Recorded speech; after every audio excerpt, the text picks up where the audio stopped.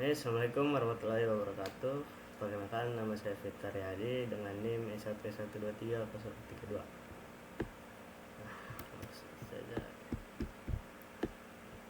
Nah, judulnya di sini pengantar pemrograman Python dengan data struktur dan algoritma. Kemudian topik yang akan kita bahas di sini, pertama ada Python object, kedua ada sequence types dengan list, tuple, sets, dan strings.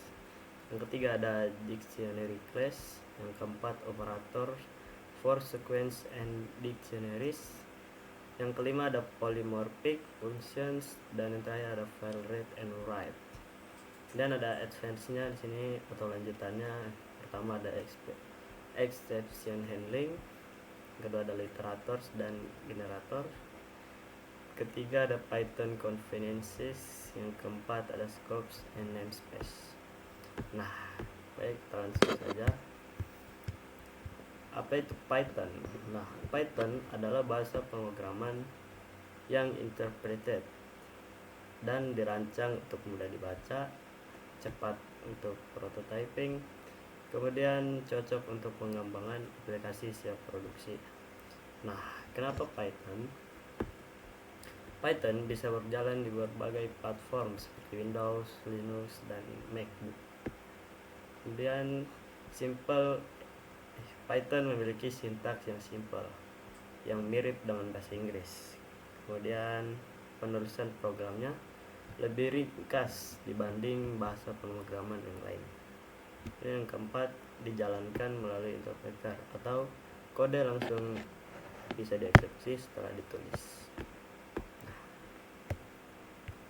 Lanjut, bagaimana dan di mana menggunakan menulis program.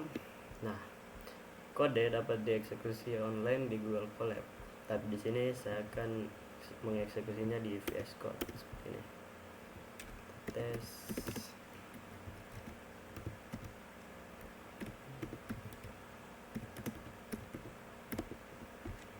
sekitaran. Nah, saya akan mengeksekusinya di VS Code. Baik, lanjut saja. Pengenalan Python Introduction. Nah, di sini tanda pagar digunakan untuk komen. Kemudian tanda petik 2-3 kali atau tanda petik 1-3 kali digunakan untuk multibaris komen. Kemudian ada garis miring untuk melanjutkan baris yang panjang. Kemudian Python berbasis indentasi bukan kurung. Kemudian semua tipe data adalah objek berorientasi objek. Dan lanjut lagi ke identifiers, pengenalan nama variabel. Pengenalan nama variabel bersifat peka huruf kecil dan huruf besar.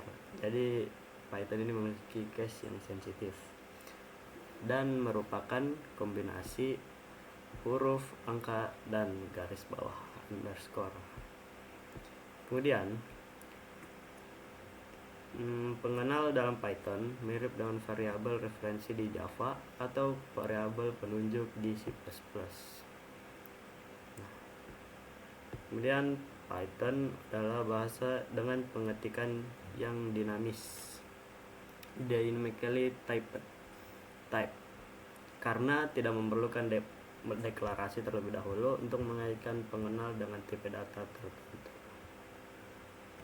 Kemudian kita lanjut saja slide 7. Nah, membuat dan menggunakan objek. Sini membuat instance baru dari sebuah kelas disebut instantiation. Nah, literal Python dapat digunakan untuk menunjuk instance baru. Contohnya seperti ini, temperatur sama dengan 98,6. Nah, Angka 98,6 ini membuat instance dari kelas bertipe float seperti ini. Kemudian alias menetapkan pengenal kode objek yang sudah ada. Contohnya ini original sama dengan temperature. Nah, Python mendukung berbagai cara dalam memanggil metode. Kalau metode seperti sort atau data, nah adalah pemanggilan standar terhadap fungsi dan metode atau method. Nah, yang kedua ada data sort, yaitu pemanggilan metode mirip objek atau member function. Dan lanjut,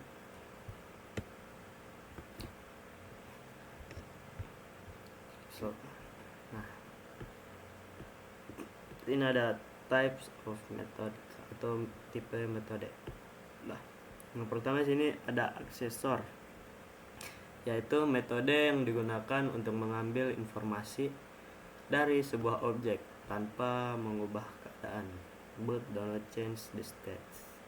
Yang kedua ada mutators, yaitu metode yang digunakan untuk mengubah keadaan sebuah objek. Dan yang terakhir ada immutable class, yaitu kelas yang memiliki nilai tetap setelah dibuat dan tidak dapat diubah lagi. Nah, contoh kelasnya ini adalah tipe data float, integer, bool, string, and class. Nah, penjelasan codingan di sini. Kelas student ini adalah membuat kelas untuk membuat objek. Kemudian def insert, metode khusus yang otomatis dijalankan saat objek student dibuat, digunakan untuk menginisialisasi atribut objek seperti name, age, atau masuk menggunakan self. Nah, itu lagi di aksesor sini. Nah, ini aksesor, yaitu untuk mendapatkan atribut objek tanpa mengubahnya. Jadi kita hanya perlu seperti ini. Kemudian metode yang kedua itu mutator, yaitu untuk memperbarui atribut objek atau mengubah atribut yang ada dalam objek. Nah, oke, kita lanjut ke sequence type class. Nah, ada beberapa tipe kelas di sini. Yang pertama ada list, tuple, string, atau set. Dan yang pertama kita bahas the list class. Nah, the list instance stores a sequence of object. Nah, sebuah instansi list menyimpan urutan dari objek-objek. Nah, list adalah struktur referensial karena secara teknis menyimpan urutan referensi elemen-elemennya, bukan salinan nilai secara langsung. Dan langsung ke contohnya, sini ada prime 2, 3, 5, 7, 11, 13, 17, dan seterusnya. Nah, prime adalah list berisi bilangan prima. Dan kita lanjut di codingannya.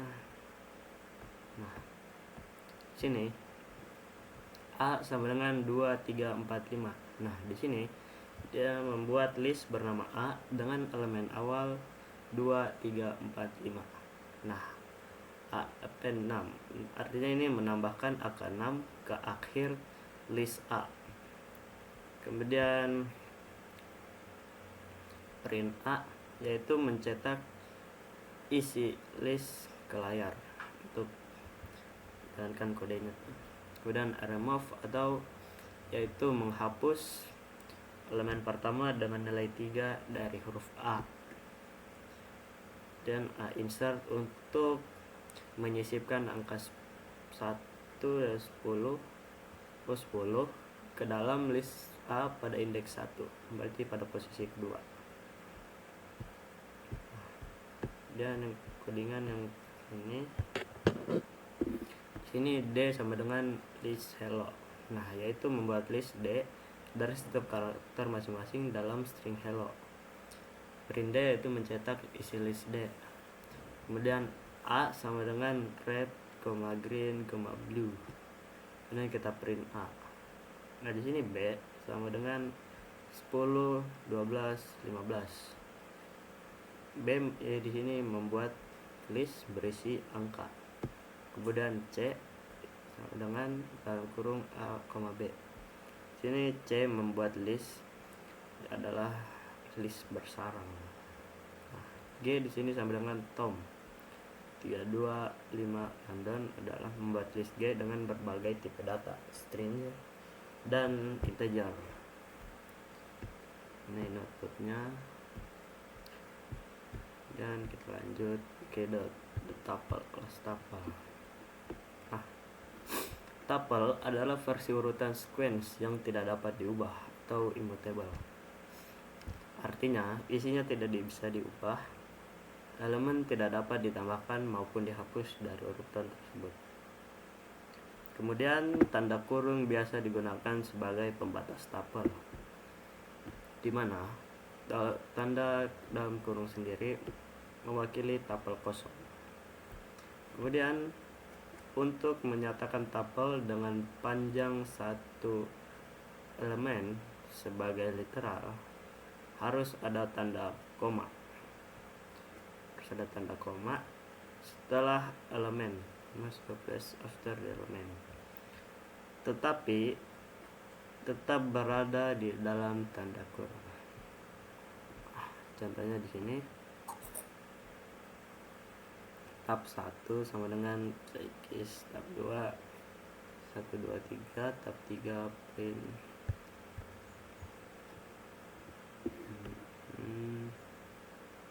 print type 4 to X, tab 2 itu. Nah, kemudian kita lanjut ke string.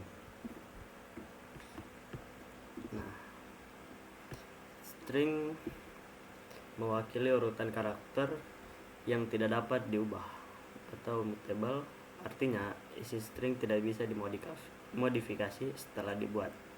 Nah, contoh string itu hello, don't worry, don't worry. Misalnya, kemudian karakter Unicode juga bisa disertakan. Misalnya ini 20,12 atau float string. Kemudian tanda kutip 3 seperti ini bisa digunakan untuk komentar multibaris atau membuat string multibaris. Dan karakter individual dalam string bisa diakses menggunakan operator text.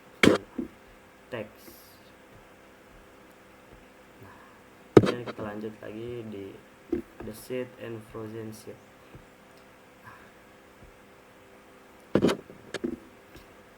Kelas seed mempresentasikan konsep himpunan dalam matematika, yaitu kumpulan elemen tidak mengandung duplikat, tidak memiliki urutan bawaan pada elemen-elemennya. Kemudian, keuntungan utama menggunakan set dibandingkan dengan list adalah set memiliki metode yang sangat cepat dan efisien untuk memeriksa apakah suatu elemen ada dalam set atau tidak. Hal ini didasarkan pada struktur data yang disebut hash table. Kemudian, set memiliki dua batasan utama, yaitu satu, tidak mempertahankan urutan elemen tertentu. Urutan bisa berubah. Kemudian, kedua, hanya tipe data immutable yang boleh dimasukkan ke dalam set, seperti int, float, string, tuple, dan frozen set. Nah, di sini frozen set merupakan versi yang tidak dapat diubah atau immutable dari tipe set. Nah, sintaks dan contoh. Set menggunakan kurung kurawal untuk menandai literal set, contohnya seperti ini. Kurung kurawal 17, kurung kurawal red, green, blue, dan lain-lain. Nah, string kurung kurawal bukan set kosong, tetapi kamus kosong karena alasan historis. Kemudian, untuk membuat set kosong, gunakan tanda kurung seperti ini. Contohnya yaitu hello atau yang menghasilkan kurung kurawal H, E, L, L, O, tutup kurung kurawal. Nah, selanjutnya slide ke-14, kelas dict atau dict class atau dictionary class. Nah, kelas dict mewakili sebuah kamus atau pemetaan, yaitu dari kumpulan kunci yang unik dinilai value yang terkait. Nah, contohnya yaitu literal dictionary juga menggunakan kurung kurawal sebagai pembatas. Contohnya seperti A sama dengan tanda petik ga titik 2 tanda petik lagi Irish, D sama titik 2 Jerman. Nah, bentuk literal kurung kurawal akan menghasilkan dictionary kosong. Kemudian the constructor for the class setting itu konstruktor kelas 3 dict bisa menerima pemetaan yang sudah ada sebagai parameter dan urutan pasangan key value. Nah, alternatif key value. Nah, contohnya ini B sama dengan seperti tadi ya, tutup buka kurung lagi ya, tutup kurung buka kurung tutup kurung. Nah,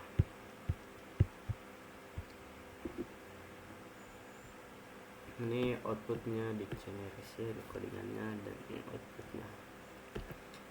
Lanjut ke expression, operator, and precedence. Nah, pertama itu operator logika, itu menggunakan not and atau. Nah, not adalah kebalikan atau nilai kebalikan dari nilai boolean, dan and bernilai true jika kedua operan bernilai true, dan or bernilai true jika salah satu operan bernilai true.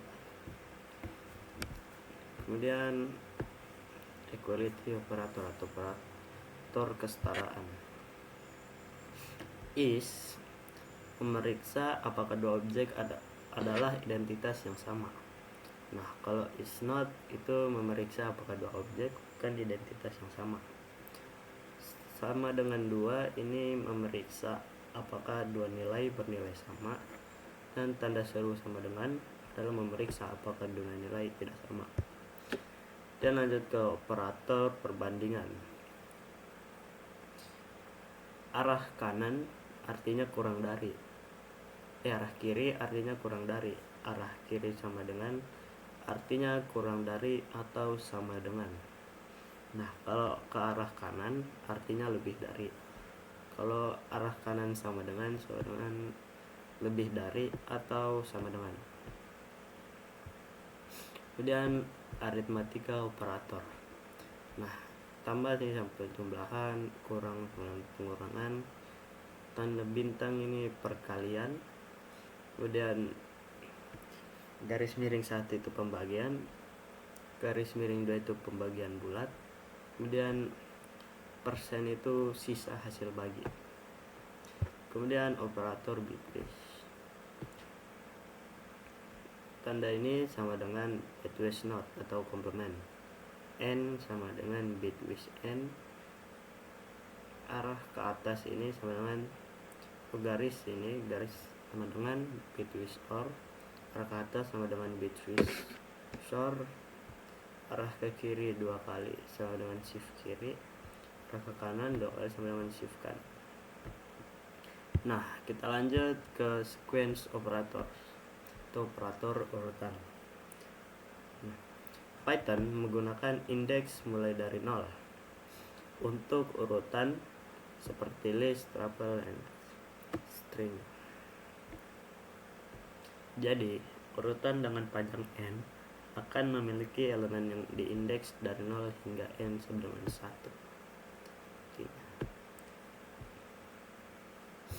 contohnya. Kemudian slicing itu menggunakan interval setengah terbuka, elemen awal disertakan, nama tidak. Contohnya yaitu ini 3, 4, 5, 6, 7. Kemudian lanjut di slide 8 membahas.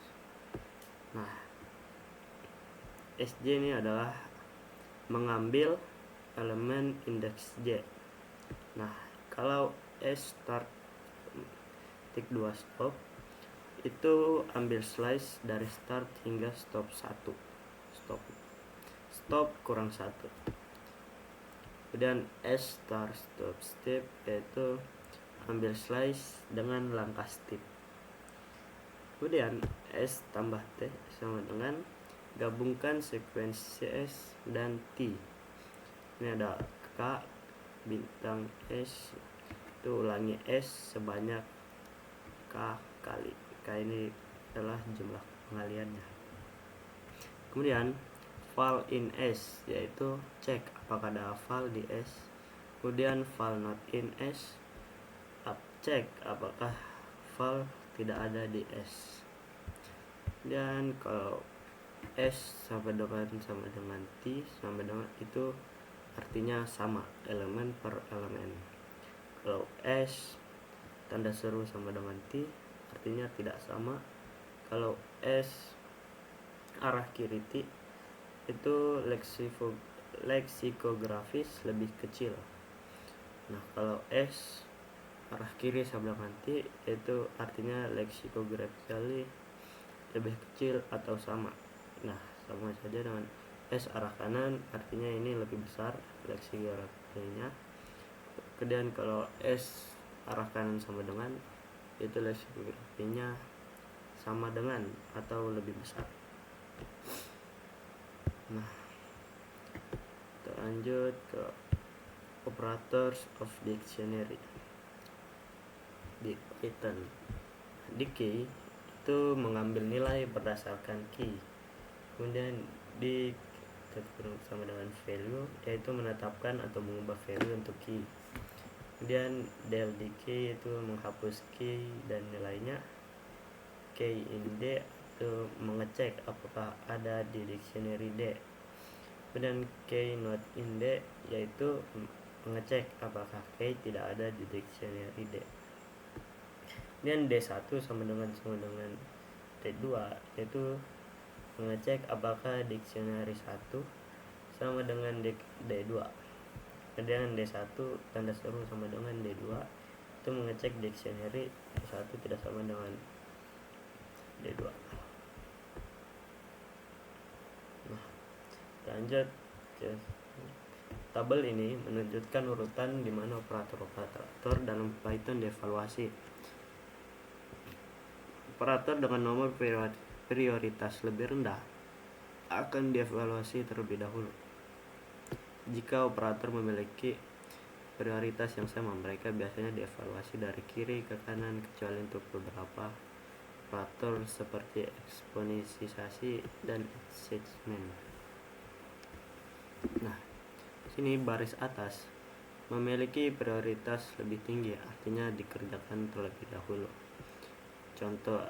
Contohnya akses anggota objek seperti ini dan pemanggilan fungsi metode dievaluasi sebelum operator aritmatika. Kemudian baris bawah mempunyai prioritas lebih rendah atau dikerjakan di belakangan. Contoh assessment sama dengan akan dievaluasi paling akhir. Dan operator dengan prioritas sama biasanya dievaluasi dari kiri ke kanan, atau gunakan tanda kurung sama dengan untuk memaksa urutan evaluasi yang Anda inginkan. Nah, lanjut lagi.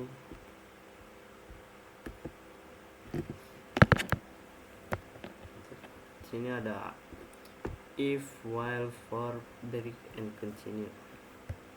Nah,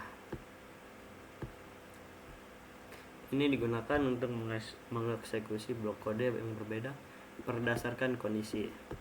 If jika blok kode dijalankan jika first condition benar.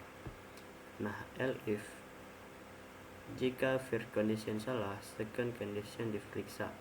Blok kode dijalankan jika benar. Bisa ada banyak elif. Nah, kemudian ada else.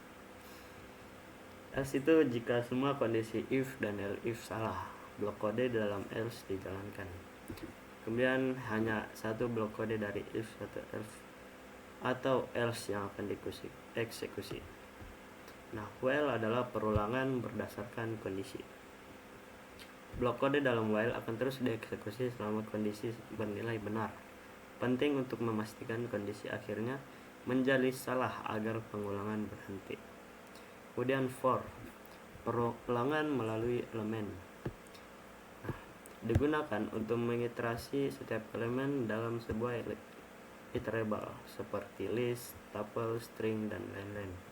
Nah, blok kode dalam for akan dieksekusi sekali untuk setiap elemen. Dan ada break.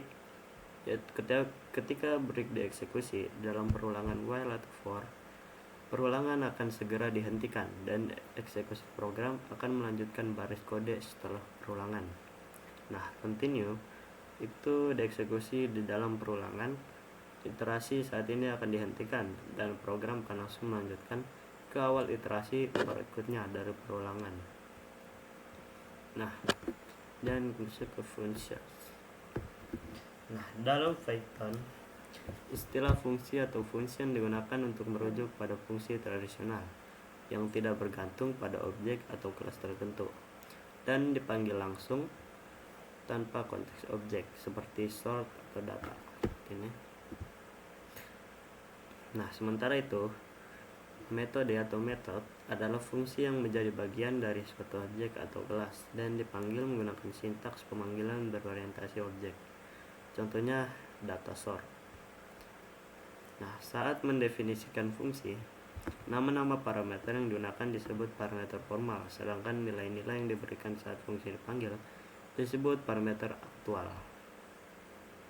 Nah, Python juga mendukung fungsi polymorphic, yaitu fungsi yang dapat dipanggil dengan beragam cara karena mendukung parameter default, memungkinkan pemanggilan fungsi dengan argumen lengkap, sebagian atau bahkan tanpa argumen sama sekali. Nah, default parameter. Sini def function adalah signature fungsi.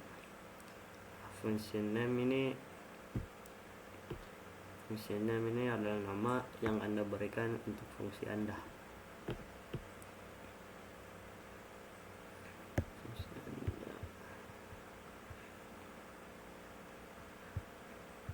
Dan body of function, blok kode yang berisi instruksi yang akan dijalankan ketika fungsi harus dipanggil harus diidentifikasi. Return value adalah pernyataan opsional untuk mengambilkan nilai dari fungsi. Jika tidak ada return, fungsi mengembalikan none. Nah, aturan penulisan parameter. Parameter tanpa nilai default harus ditulis sebelum parameter dengan nilai default. Contoh ilegal sih def bar a,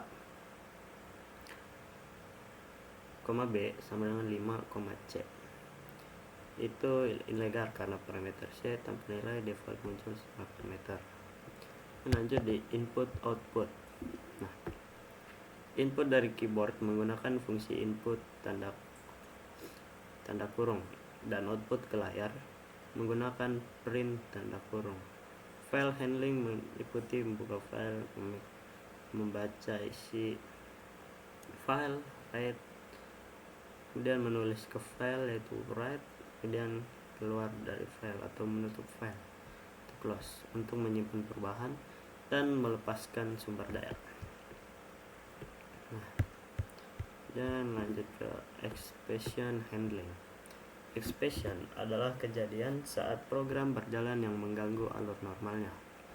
Penanganan exception adalah proses mengatasi kesalahan runtime dengan baik, meliputi dua hal utama: melempar exception yang sesuai menggunakan raise atau assert, dan menangani exception tersebut dengan blok try atau except block. Nah, dan jadi kita keluar. Ini kode yang berpotensi menimbulkan kesalahan dapat ditempatkan dalam blok try dan blok expect, digunakan untuk menangani setiap jenis kesalahan yang mungkin muncul dari kode tersebut. Dan insert function digunakan untuk menegakkan suatu kondisi. Nah, jika kondisi tersebut tidak terpenuhi, maka assert akan memunculkan pengecualian atau exception. Nah, sintaksnya itu seperti assert, expression, dan argument. Nah, jika ekspresi bernilai false, Python akan melemparkan assertion error dan menampilkan argumen sebagai pesan kesalahan. Nah, di sini ada common exception types.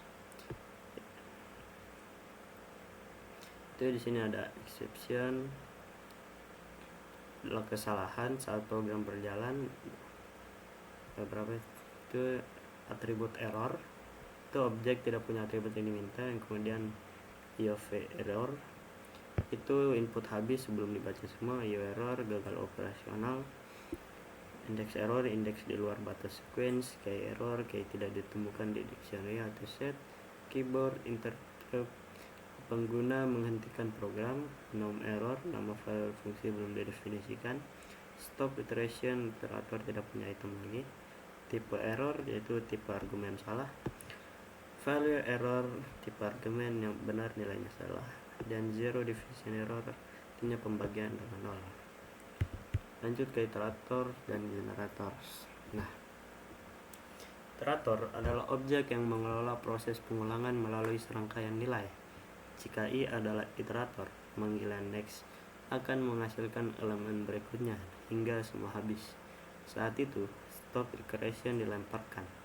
Variable punya objek yang bisa menghasilkan iterator dengan I sampai dengan iter atau objek.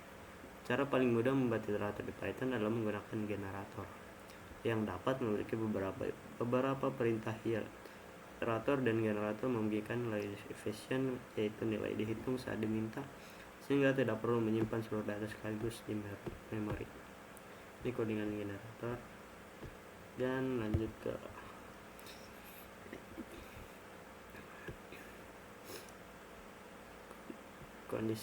additional Python convenience. Nah, ini kondisi dievaluasi terlebih dahulu. Jika kondisi bernilai true, maka nilai dari seluruh conditional expression adalah x per 1. Nah, kemudian jika condition bernilai false, maka nilai dari seluruh conditional expression adalah x per 2. Contoh dalam gambar ini, if n arah kanan sama dengan 0, param sama dengan n, harusnya param sama dengan minus n, result for param. Nah, dalam kode ini nilai param ditentukan berdasar apakah n lebih besar atau sama dengan 0. Kemudian param digunakan sebagai argumen untuk memanggil fungsi foo. Dan saja sini list comparison atau continue. Nah, sini contohnya itu k kali k, for k in range 1 n 1. Nah, penjelasannya membuat list baru untuk setiap dalam target 1, n tambah 1, hitung k kali k dan masukkan hasilnya ke dalam list. Kemudian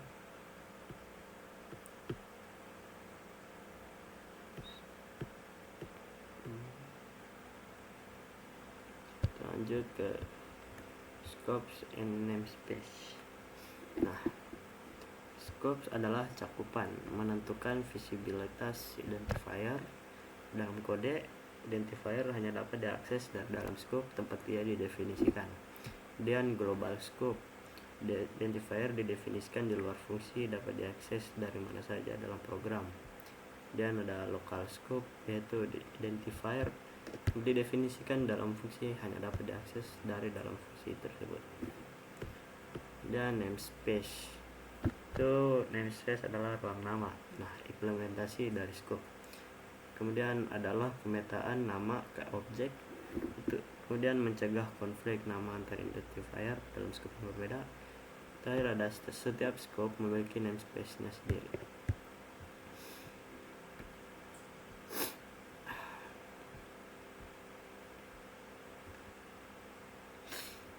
Kemudian ada di sini ada first class objects, yaitu entitas yang dapat diperlakukan seperti nilai biasa dan dapat di-assign ke identifier atau dilewatkan sebagai argumen fungsi atau dikembalikan oleh fungsi. Nah, di Python fungsi dan kelas juga merupakan first class object. Dan lanjut, nah, modul. Apa itu modul? Modul adalah kumpulan fungsi yang terkait disimpan dalam satu file kode.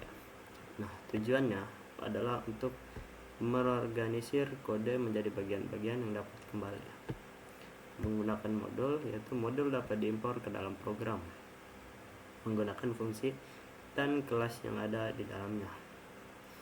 Dan cara mengimpor modul yaitu adalah ini, import math. Nah, import math itu mengimpor seluruh modul math. Anda perlu menggunakan nama modul diikuti dengan nama titik untuk mengisi isinya. Misal math skirt kurung 16. Dan lanjut sini, nama modul pertama itu ada array, yaitu penyimpanan array efisien untuk tipe data primitif. Kemudian collection, struktur data tambahan. Copy itu fungsinya untuk membuat salinan objek. Heap itu implementasi heap, struktur data bound untuk priority queue. Kemudian ada math, yaitu konstanta dan fungsi matematika. Kemudian os, interaksi dengan sistem operasi. Kemudian random itu pembangkitan bilangan acak. P artinya dukungan untuk regular expression. SJS sama dengan interaksi lebih lanjut. Time sama dengan fungsi untuk mengukur waktu. Nah, sekian video penjelasan tentang Python dari saya. Wassalamualaikum warahmatullahi wabarakatuh.